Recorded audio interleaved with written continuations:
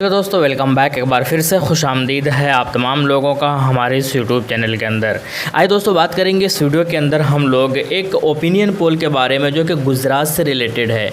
गुजरात के अंदर भी जो है विधानसभा चुनाव होना है और पिछले बार 2017 के अंदर हुआ था वहाँ पर, और इस बार जो है अगले साल यानी कि 2022 के अंदर वहाँ पर विधानसभा का चुनाव होना है। आइए देखेंगे कि किस पार्टी का कितनी सीटों पर जीत हो रही है, किसकी सरकार बन रही है वहाँ पर। और AIMIM ने जो चुनाव लड़ा था, पंचायत चुनाव और वार्ड चुनाव, वहाँ से एक बड़ी कामयाबी के बाद कितनी सीटों पर उनकी जीत हो रही है उत्तर प्रदेश के अंदर, इसके बारे में भी देखेंगे। साथ के साथ देखेंगे कि केजरीवाल की पार्टी, साथ के साथ NCP, BTP, इसके अलावा कांग्रेस और BJP कौन सी पार्टी कितनी सीटों पर जो है जीत हासिल कर रही है। आइए इसके बारे में हम लोग थोड़ा सा जानने की कोशिश करते हैं। सबसे पहले हम बात करेंगे 2017 का परिणाम का।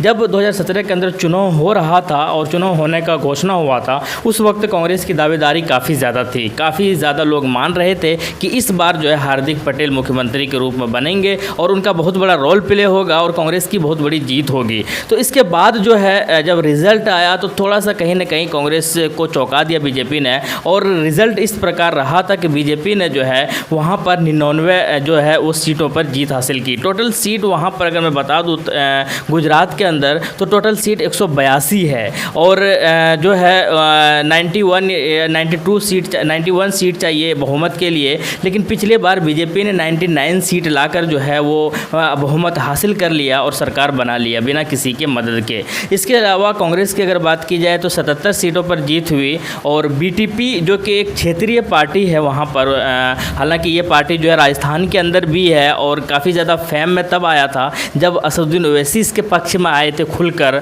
और इन्होंने जब ये कहा था कि कांग्रेस और बीजेपी दोनों एक ही सिक्के के दो पहलू, अलग अलग पहलू है, और इन्होंने गुस्से में इसलिए कहा था क्योंकि इनके प्रमुख बनते बनते कांग्रेस ने बीजेपी को सपोर्ट कर दिया था, और उस वक्त जो है असदुद्दीन ओवैसी ने इनके साथ आया और दोनों ने मिलकर जो है गठबंधन भी कर लिया। BTP की पिछले बार की अगर बात की जाए, छोटू बसावा साहब की तो 2 सीटों पर जीत हुई थी, NCP की 1 सीट पर जीत हुई थी और अदर जो है वो 3 सीटें गई थी। लेकिन ये तो खैर 2017 का था, लेकिन 2022 के अंदर जब चुनाव होगा तो बहुत कुछ निर्भर करेगा। वो निर्भर ये भी करेगा कि 2019 के अंदर जो लोकसभा चुनाव हुआ था वहाँ पर बीजेपी ने सारी की सारी सीटें जीत ली थी, 26 की 26 सीटें। साथ के साथ जब निकाय चुनाव का परिणाम आया था तो बीजेपी ने जो है ज़बरदस्त एक बार फिर से परफॉर्मेंस दिया, 400 साढ़े 400 से ज़्यादा यानी 480 के आसपास सीट लाकर जो है सबसे ज़्यादा सीटों पर बीजेपी की जीत हुई थी, और कांग्रेस बहुत ही फिसडिस एक तरीके का साबित हुआ था, मात्र 55 सीटें जीती थी।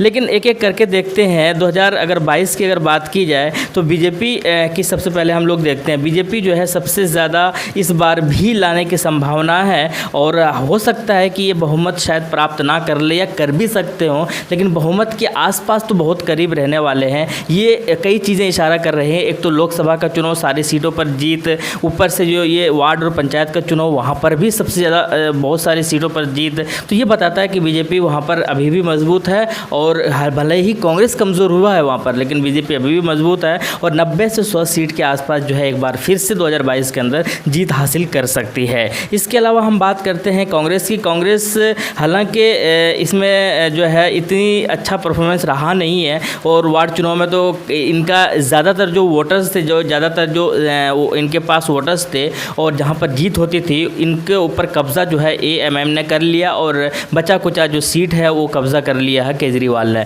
तो यानी कि सूरत में भी इनकी एक भी सीट पर जीत नहीं हुई, और भी कई जगह पर इनकी एक भी सीट पर जीत नहीं हुई, और वहाँ पर केजरीवाल जो है कई सारे सीट जीते थे फर्स्ट टाइम। तो यही लोग बात कर रहे हैं कि कांग्रेस जो कमज़ोर हो रही है वहाँ पर गुजरात के अंदर, तो वो कमज़ोरी की वजह है वो AIMIM भी है, और बच्चे कुछ लोग जो थोड़ा सा वो केजरीवाल की तरफ भी जा रहे हैं। लेकिन इस बार की 2022 की अगर बात की जाए तो ये 50 के आसपास रहने वाले हैं, ज़्यादा इनके सीटों पर जीत होने की चांस है नहीं, और उम्मीद यही है कि 50 भी अगर सीट जीत लेते हैं गुजरात के अंदर तो इनकी कामयाबी ही होगी, क्योंकि ये कमज़ोर होते जा रहे हैं गुजरात के अंदर। इसके अलावा छोटू बसावा बहुत बड़ा रोल प्ले करने वाले हैं अगले साल भी जब चुनाव होगा तो 2022 के अंदर, क्योंकि आदिवासी टाइप तबके के काफ़ी ज़्यादा पकड़ है इनका, और अब AIMIM के साथ गठबंधन के बाद जो है मुस्लिम क्षेत्रों में भी इनकी पकड़ हो जाएंगी, और AIMIM और ये दोनों मिलकर एक अच्छा प्रभावशाली साबित हो सकते हैं गुजरात के अंदर।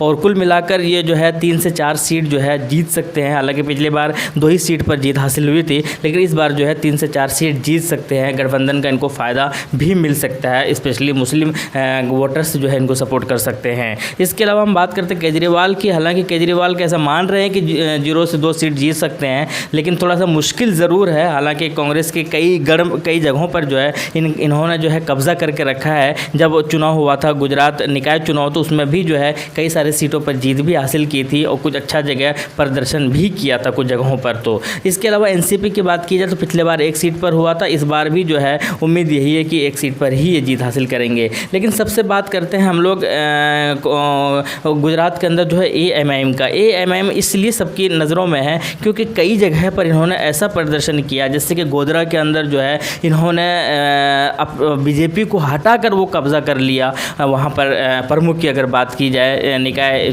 छोटे अगर लोकल बॉडी की अगर बात की जाए। इसके अलावा अहमदाबाद के अंदर तो टोटल इन्होंने जो है 24 सीट जीत हासिल की गुजरात के अंदर। और इन 24 सीटों में इतने सारे वोट लेकर आए कि 3 से 4 विधानसभा जो है वो कब्ज़ा हो सकते, इतने वोटर्स लेकर आए। और उम्मीद यही कि 20 से 22 ऐसे कयास लगा रहे हैं, बात भी कर रहे हैं वहाँ के जो लोकल कार्यकर्ता है कि 20 से 22 उम्मीदवार उतारेंगे अगले साल जब विधानसभा चुनाव होगा। तो कुल मिलाकर और ये गठबंधन में भी है छोटू बसावा के साथ, उसका भी फ़ायदा होने वाला है। और ऐसा माना जा रहा है कि जो लोग तंग आ चुके थे कांग्रेस के से, जिनके पास ऑप्शन नहीं हुआ करता था कि किनको सपोर्ट करें, मजबूरन वो कांग्रेस को ही सपोर्ट करते थे, उनके पास अब ऑप्शन आ गया है। उनके पास अब विकल्प के रूप में जो है एएमएम भी मौजूद है, केजरीवाल भी मौजूद है। तो अब लोगों के लिए थोड़े से रास्ते आसान हो गए हैं। और निकाय चुनाव में एक बड़ी कामयाबी के बाद ऐसा माना जा रहा है कि एक छुपा रुस्तम साबित हो सकते हैं गुजरात के अंदर असदुद्दीन ओवैसी की पार्टी। और 5 से 7 सीट जो है